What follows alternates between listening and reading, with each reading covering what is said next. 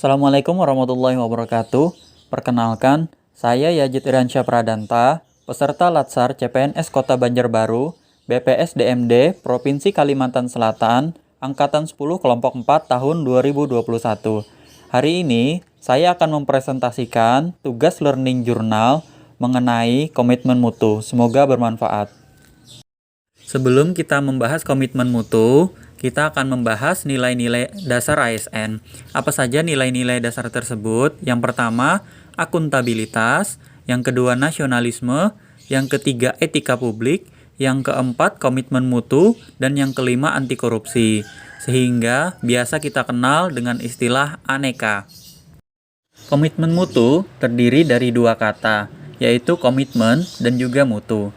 Pengertian komitmen adalah janji pada diri sendiri dan orang lain dan dapat dibuktikan melalui suatu tindakan. Kemudian mutu. Mutu itu adalah kualitas atau nilai terbaik dari suatu sikap, tindakan, jasa, maupun barang.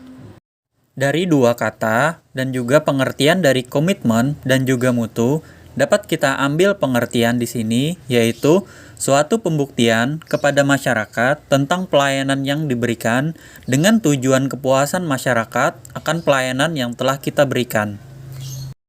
Lalu apa hubungannya antara komitmen mutu dan juga kita sebagai ASN? Di dalam Undang-Undang Nomor 5 Tahun 2014 tentang ASN, terdapat 3 fungsi ASN, yaitu yang pertama sebagai pelaksana kebijakan publik, yang kedua sebagai pelayan publik, dan yang ketiga sebagai perekat dan pemersatu bangsa. Terdapat 4 kata kunci dari komitmen mutu dan juga berhubungan dengan kita sebagai seorang ASN. Yang pertama adalah orientasi mutu, yang kedua efektif, yang ketiga efisien, dan yang keempat inovatif. Orientasi mutu dimaksudkan di sini adalah komitmen untuk senantiasa melakukan pekerjaan dengan arah dan tujuan untuk kualitas pelayanan. Kemudian efektif di sini adalah dengan menunjukkan tingkat ketercapaian target yang telah direncanakan. Kemudian efisien di sini adalah dengan menjalankan tugas tanpa pemborosan waktu dan biaya. Kemudian yang keempat adalah inovatif. Inovatif di sini adalah dengan perwujudan ide, kreativitas untuk meningkatkan mutu pelayanan. Terdapat beberapa karakteristik nilai dasar dari orientasi mutu, yaitu komitmen pada customer atau dalam hal ini ada masyarakat, kemudian yang selanjutnya adalah cepat, tepat, dan ramah, kemudian melayani dengan hati, kemudian melindungi dan mengayomi, kemudian pendekatan ilmiah dan inovatif, dan yang terakhir adalah perbaikan berkelanjutan. Karakteristik pertama, nilai dasar orientasi mutu layanan masyarakat adalah komitmen bagi kepuasan masyarakat. Hal ini dapat dirumuskan dalam slogan-slogan khusus untuk meyakinkan publik terkait bagaimana layanan yang akan mereka dapatkan dari institusi yang sedang dikunjungi. Karakteristik kedua adalah pemberian layanan yang cepat, tepat, dan dengan senyuman ramah. Hal ini dimaksudkan untuk memberikan kenyamanan dan kepuasan bagi masyarakat yang dilayani sehingga mereka tidak merasa jera. Kemudian yang karakteristik ketiga adalah pemberian layanan yang menyentuh hati, tanpa cacat, tanpa kesalahan, dan tidak ada pemborosan, sehingga walaupun fasilitas seadanya, masyarakat yang dilayani tetap dapat merasakan kenyamanan dan kepuasan. Karakteristik keempat adalah pemberian layanan yang dapat memberi perlindungan kepada publik, terutama ketika terjadi perubahan, baik berkaitan dengan pergeseran tuntutan kebutuhan, perkembangan teknologi, maupun sebagai konsekuensi dari lahirnya kebijakan baru. Karakteristik kelima berkaitan dengan pendekatan ilmiah dan inovatif dalam pemecahan masalah dan pengambilan keputusan. Kemudian karakteristik keenam, upaya perbaikan secara berkelanjutan melalui berbagai cara, antara lain pendidikan, pelatihan, pengembangan ide kreatif, kolaborasi, dan juga benchmark. Sebelum memulai melaksanakan tugas pekerjaan, pegawai ASN harus memahami terlebih dahulu wewenang dan tanggung jawab yang dibebankan kepadanya, kemudian menguasai standar mutu layanan yang melekat pada wewenang tersebut. Oleh karena itu, tanggung jawab mutu diselaraskan dengan tupoksi masing-masing aparatur, sehingga tidak terjadi tumpang tindih atau overlapping dan saling lempar tanggung jawab ketika menghadapi masalah. Hal ini dapat diilustrasikan pada piramida seperti berikut ini. Berdasarkan gambar, tampak jelas bahwa tanggung jawab mutu ada pada setiap level organisasi. Perbedaannya terletak pada ruang lingkup tanggung jawabnya.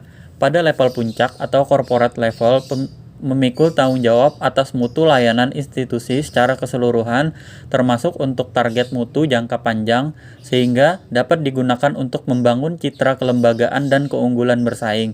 Pada level strategic business unit level, tanggung jawab mutu berkaitan dengan penetapan diversifikasi mutu pada setiap unit kerja sesuai dengan target masing-masing. Selanjutnya, pada level fungsional berhubungan dengan tanggung jawab atas mutu yang dicapai pada setiap jenis kegiatan layanan yang diberikan di unit-unit pendukung. Sedangkan pada level unit dasar berhubungan dengan tanggung jawab mutu pada setiap aktivitas atau rencana aksi yang dilaksanakan di masing-masing unit kerja. Pelayanan publik yang bermutu perlu didukung oleh instrumen yang memungkinkan pelanggan dapat menilai mutu dari layanan tersebut, sehingga terdapat kesepakatan antara pemberi layanan dengan yang diberi layanan tentang nilai dari layanannya maupun kinerja pelayanannya. Osborne dan Plastrick menyebutkan paling tidak terdapat 6 alat pemasti mutu pelanggan. Apa saja alat pemasti mutu pelanggan tersebut?